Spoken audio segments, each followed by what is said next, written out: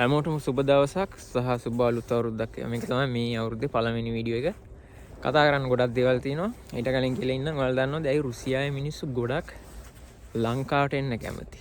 ලංකාව, පිලිපීනිය, තායිලන්තය, එතකොට Cyprus, Dubai ඔය වගේ රටවල් වලට ගිහිල්ලා ගොඩක් ඉන්නේ යාලා වෙරළ තීරේ. වෙරළ තීරේ තමයි මේ එයාලා ඔය ප්‍රංශ, ජර්මන් අයට වැඩිය ඉන්න කැමති. හේතුව තමයි මෙන්න මේක. කොහොමලන්න පේනවද? මෙන්න. පේනවද? ඔන්න ඔහොම තමයි ඊර වින්ටර් එක කාලට අපිට පේන්නේ. රුසියාවේ කියන්නේ දැන් වෙලාව 3:35යි. දැනටම බැහැගෙන යනවා. තව පැය භාගකින් මේක බලන්න හම්බෙන්නේ නැහැ. කරවල වැටෙනවා. උදේ පාන්දර 8:00ට 9ට විතර වින්ටර් එක පටන් ගන්න කාලෙදි ඉරේලිය ඔන්න වැටෙන්න පටන් ගන්නවා. තව පොඩ්ඩක් කල් යනකොට 9:00ට විතර තමයි ඔන්න ඉරේලිය එන්නේ. ඒ කියන්නේ මේ ඉර මුදුන් වෙන්නේ. නැත්නම් මේ ඉර පායන්න පටන් ගන්න. ඒකල්ල 3ට විතර බහැලා යන පොඩි කාල සීමාවක් තමයි යාළුවට ඉර බලන්න හම්බෙන්නේ. බලන්න හැමතැනම මේ මං පොඩි කාලේ හිටන් හිටියේ ඒක හරි ලස්සනක් දෙකීමක්. ශානියමයි.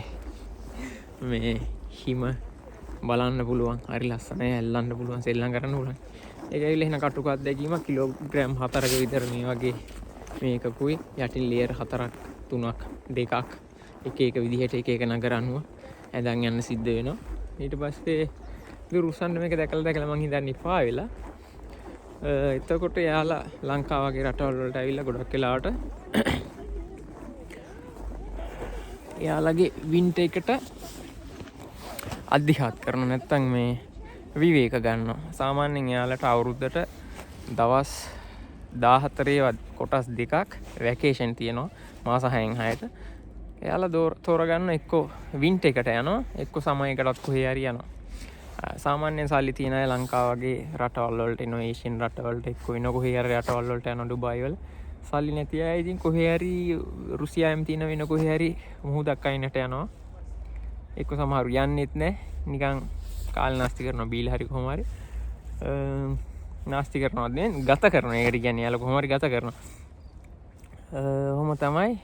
තව දෙයක් කියන්න ඕනේ, මම ලංකාවට ආවා ගිය මාසේ. ඒ කියන්නේ දෙසැම්බර් මාසේ. ඒ ගැන කතා කරන්න ඕනේ වෙනම වීඩියෝ එක. හේතුව තමයි මම අවුරුදු 6කට පස්සේ ලංකාවට ආවේ. ඇවිල්ලා ගියා. දවස් 12ක් 13ක් තමයි හිටියේ. එතකොට හම්බුණා ගොඩක් මං අඳුරන අය නේ. මගේ YouTube channel එක බලන අය හික්කඩුවේදී හම්බුණා, ඇල්ලේදී හම්බුණා, එයාපෝට් එකේදීත් හම්බුණා. එහෙන සතුටුයි. එහෙම දෙයක් මේ දැක්කම යාලා කිව්වා මේ ගොඩක් දේවල් ඉගෙන ගත්තා රෝමියා කියලා. මට පොඩි අකරතැබ්බකුත් වුණා. ඒක තමයි මගේ ටෙලිෆෝන් එක නැති වුණා කියන්නේ මම හික්කඩුවේ රැල්ල පා ගන්න ගියා. යනකොට රැල්ලක් ආවා. කෙලින්ම charge port එක කරා ගියා වතුර. ෆෝන් එකට හදන්න ගොඩක් කාලයක් යනවා කිව්ව හින්දා මං අරන් ආවා. මෙහි අරන් ආවෙන් පස්සේ හදන්න බෑ කියලා කිව්වා. ඒ කියන්නේ ගොඩක් ෆෝන් එක වගේ දාගුණයක් ඉස්සර යනවා හදන්න. මං ඕනේ නැහැ නම් මම පස්සේ ළඟ බලන්න කියලා. ඉතින් ලංකාවට ගිහිල්ලා මම ගොඩක් දේවල් නෝටිස් කළා. එතකොට හේතුව තමයි මම ලංකාවෙන් එනකොට මට රුසියන් බෑ, මුකුත් බෑ. ඒවා කියන්නත් සමහරක් ඒවා දුකයි. උනාට මම පස්සේ වීඩියෝ එකකින් කියනවා ඒක ගොඩක් සංචාරක කර්මාන්තයේ නියැලෙන අයට මං හිතන්නේ ගොඩක් වැදගත් වෙයි. ගොඩක් වටින කියන ඉන්ෆර්මේෂන්, වටින කියන තොරතුරු, අදහස්. එතකොට ඔයාලට රෙස්ටුරන්ට් එකක් උදාහරණයක් විදිහට තියෙනවා නම්, ඔයාලට ටුවර් ඒජන්සි එකක් තියෙනවා නම් මං කියන්නම් සමහර තොරතුරු තියෙනවා. එතකොට ඒවා පාවිච්චි කරලා ඔයාලට තැන හෝ එතකොට සේවාව හෝ තව පොඩ්ඩක් වැඩි දියුණු කරන්න පුළුවන්, කාර්යක්ෂම කරන්න පුළුවන්. එතකොට ගෙස් ලයිනම වැඩි වෙන්න පුළුවන්. ඉතින් ඊළඟ වීඩියෝ එකේදී අනිවාර්යයෙන්ම මම කියනවා හේතුව තමයි මට කැමරාවක් තිබ්බට ඒක මේ එඩිට් කරගන්න විදිහක් තිබ්බේ නැහැ. හේතුව තමයි මම ෆෝන් එකෙන් හැමදේම කරන්නේ. කලින් තිබ්බ ෆෝන් එකේ ඉඩේ පොඩි අවුලක් තිබ්බා සහ ක්වොලිටි එකේ දැන් නම් අවුලක් නැහැ. අලුත් ෆෝන් එකක් ලැබුණා. ඉතින් ඔයාලගේ මොන හරි කමෙන්ට් තියෙනවා නම් ලියාගෙන යන්න. මම පුළුවන් විදිහට උත්තර දෙන්න. පුළුවන් විදිහට පෙන්නන්න.